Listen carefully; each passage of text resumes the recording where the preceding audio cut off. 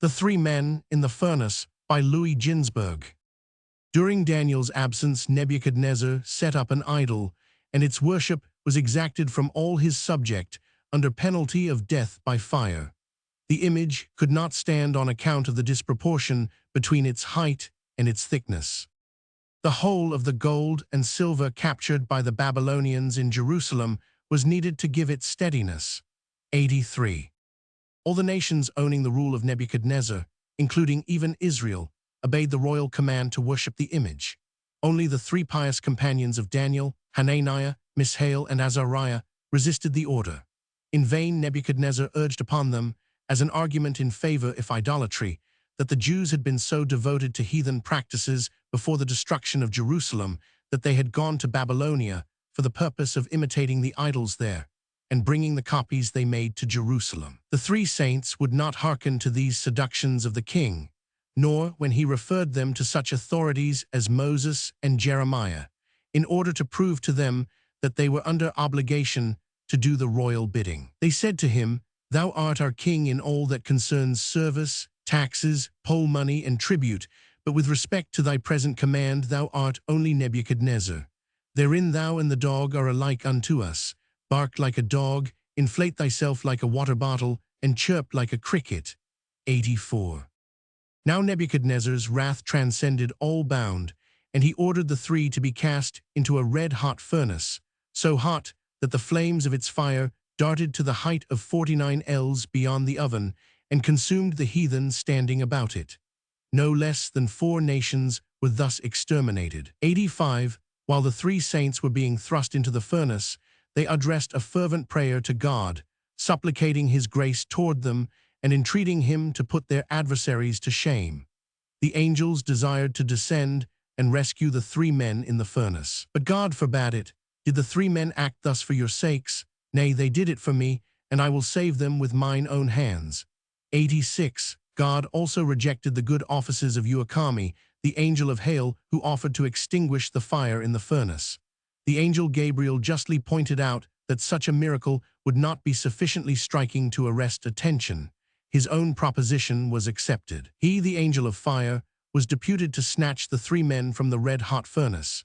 He executed his mission by cooling off the fire inside of the oven, while on the outside the heat continued to increase to such a degree that the heathen standing around the furnace were consumed. 87. The 3 youths thereupon raised their voices together in a hymn of praise to God, thanking him for his miraculous help. 88. The Chaldeans observed the 3 men pacing up and down quietly in the furnace, followed by a 4th, the angel Gabriel, as by an attendant. Nebuchadnezzar, who hastened thither to see the wonder, was stunned with fright, for he recognized Gabriel to be the angel who, in the guise of a column of fire, had blasted the army of Sennacherib. 89. 6 other miracles happened, all of them driving terror to the heart of the king. The fiery furnace, which had been sunk in the ground, raised itself into the air. It was broken, the bottom dropped out. The image erected by Nebuchadnezzar fell prostrate, 4 nations were wasted by fire, and Ezekiel revived the dead in the valley of Dura. Of the last, Nebuchadnezzar was apprised in a peculiar way. He had a drinking vessel made of the bones of a slain Jew. When he was about to use it, life began to stir in the bones, and a blow was planted in the king's face, while a voice announced, "A friend of this man is at this moment reviving the dead." Nebuchadnezzar now offered praise to God for the miracles performed, and if an angel had not quickly struck him a blow on his mouth and forced him into silence, his psalms of praise would have excelled the Psalter of David. The deliverance of the 3 pious young men was a brilliant vindication of their ways, but at the same time it caused great mortification to the masses of the Jewish people, who had complied with the order of Nebuchadnezzar to worship his idol. 90. Accordingly, when the 3 men left the furnace, which they did not do until Nebuchadnezzar invited them to leave, 91, the heathen struck all the Jews they met in the face, deriding them at the same time, "You who have so marvelous a God pay homage to an idol."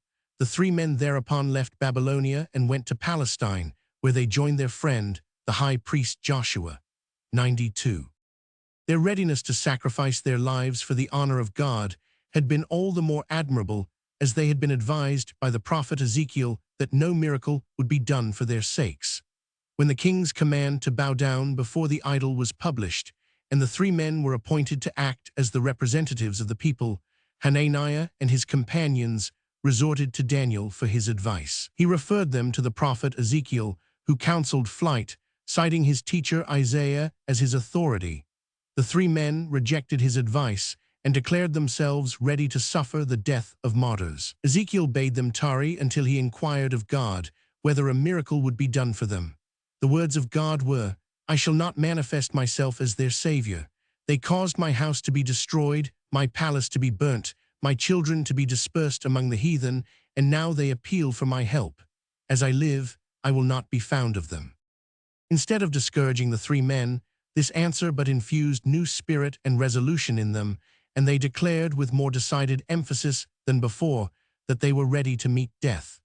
God consoled the weeping prophet by revealing to him that he would save the three saintly heroes. He had sought to restrain them from martyrdom only to let their piety and steadfastness appear the brighter. On account of their piety, it became customary to swear by the name of him who supports the world on three pillars, the pillars being the saints Hananiah, Mishael, and Azariah. Their deliverance from death by fire worked a great effect upon the disposition of the heathen. They were convinced of the uselessness of their idols, and with their own hands they destroyed them. 93.